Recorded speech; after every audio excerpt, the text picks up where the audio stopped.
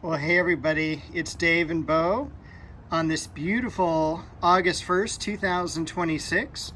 And I say beautiful in quotes because it was 102 here today. It was really hot. Yesterday was 100, tomorrow's supposed to be 100, but after that it's supposed to quote unquote cool down into the low to mid 90s. So it hasn't been too much fun last couple of days, but I am going to show you the garden. And I'm also recording this at nighttime, or at least close to nighttime. It's about 7 p.m. here, so you can kind of see the sun setting. We're going to walk around, see if there's anything good looking in the yard. We do have the pink breath of heaven with a few blossoms here, and that is holding up really well in the heat, as is the society garlic. But most of the blooms now from that first explosion of blossoms after it was cut back are now pretty much done, but there's some more buds coming up. You can kind of see those down here. Over here we've got the Angelonia still blooming, and also we've got a couple buds on the daylilies. There's been a few blossoms open. Tomorrow that'll probably be open. And back here on the double pink mandevilla, that is budded up to bloom again, and you can kind of see all the growth that it's had. So we'll head back also to take a look at the blood lily. I have watered already, which is kind of nice. Normally I'm watering all the way until about 10 or 11 at night, but over here, take a look at that really cool blossom. Again, this is a blood lily. Hymenanthus is the variety, or the botanical name. The size of the bulbs are gigantic, and you can already see the leaves coming out, and those are those big 3-foot long leaves. I can't wait to see those again because the plant looks really cool and really interesting during the off season when it's not in bloom. This is what the normal Hymenanthus looks like, and it has been repotted, fresh soil put in, and this will have more white flowers that are much more in league with the size of the leaves here. And what else do I want to tell you about this? This one does stay green year-round. The last variety I have, and excuse me, that was the threadleaf maple. There's Bo. This is also a Hymenanthus, and it has a really cool, almost like a bottleneck tree, brachychiton, type of bulb here at the base. And I was so worried the first year I had this, as we get into kind of the fall cooler weather, this just fell down like it had rotted, and I was so worried I had killed it. It was just going dormant, comes back with a new branch next year, great blossom, and this is paintbrush lily. And again, there's bearded iris in front, but I always thought that was just such a cool bulb. There's the botanical. All right, and I think that first name is misspelled, but don't blame me, I didn't write it. Over here, also turning a little yellow because it's getting too much water and too much shade, because I can't put it out in the sun because it'll sunburn right now. But this is the Aesculus, the California buckeye, which I grew from seed. But what's cool is it's starting to branch out there at the base. The Satsuki azaleas, the really cool, this is a variety of maple called Ariadne. We got Osakazuki over here. We got Bo with her back to us. Come on, Bo. Come on. Come on. Yeah, there we go. So we'll take a look at what else is doing good. That Chamaecyparis. That's a variety called Nana. The plants themselves are holding up okay. That's the Dancing Peacock Maple and Orange Dream in the back. The Orange Dream is planted This one is in a container still. We can definitely see the heat is affecting the size of the blossoms on the roses.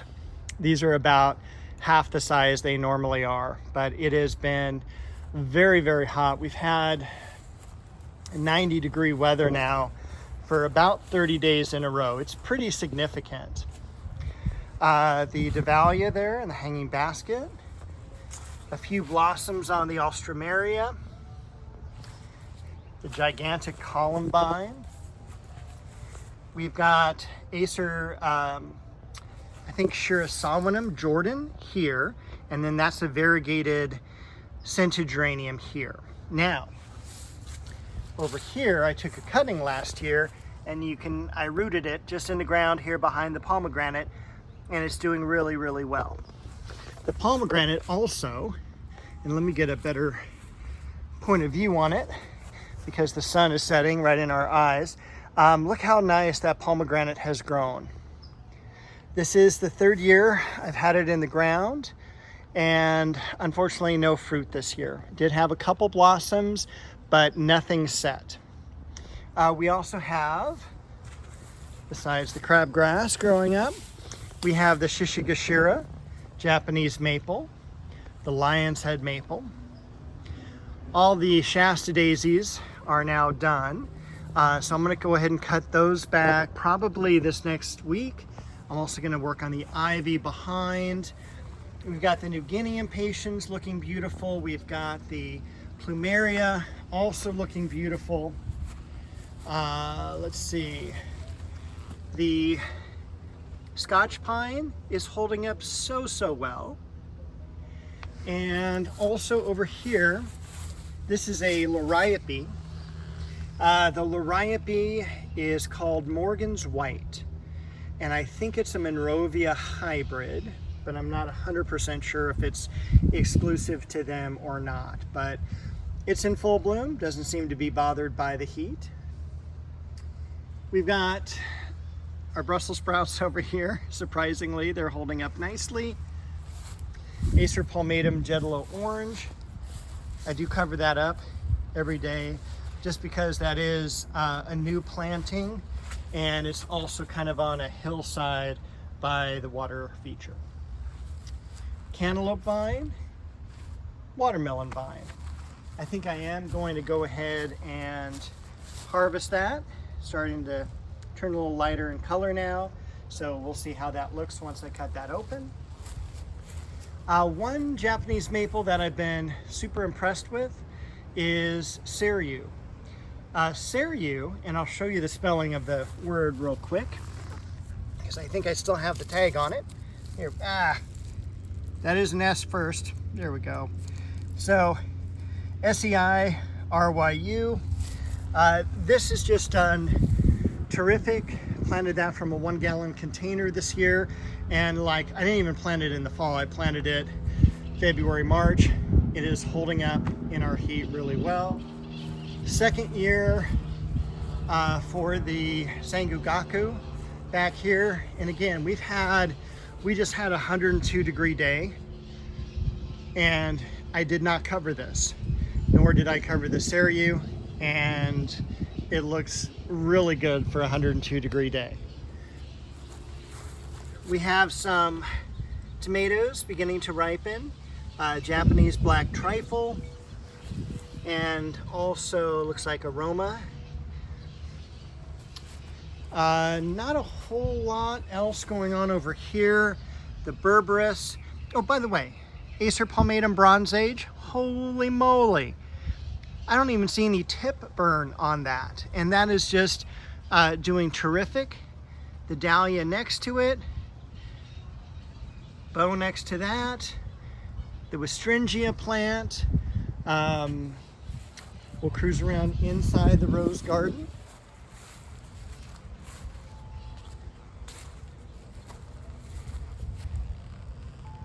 Chocolate Cosmos. This rose is called Margaret Myrtle. We've got some dianthus down here and some lamb's ears. Once again, the heat just really taking a toll on the flowers. This is perfect moment. underneath the ladder, which I'm using as basically stakes to cover this with shade cloth, is the dogwood. It's as burned as some of the toast I've made in the past. The crabapple is doing really nicely back there. Also the gold medal rose, the sweet pea shrub. Finally, the almond bush is taking off, doing really nicely there. You can see also in the background, that's Tournament of Roses. I just need to get back there. I will show you also, and the flowering apricot did really, really well. So very happy with that, as did, look at how green and lush that bay tree is. All right, so let's cruise around here.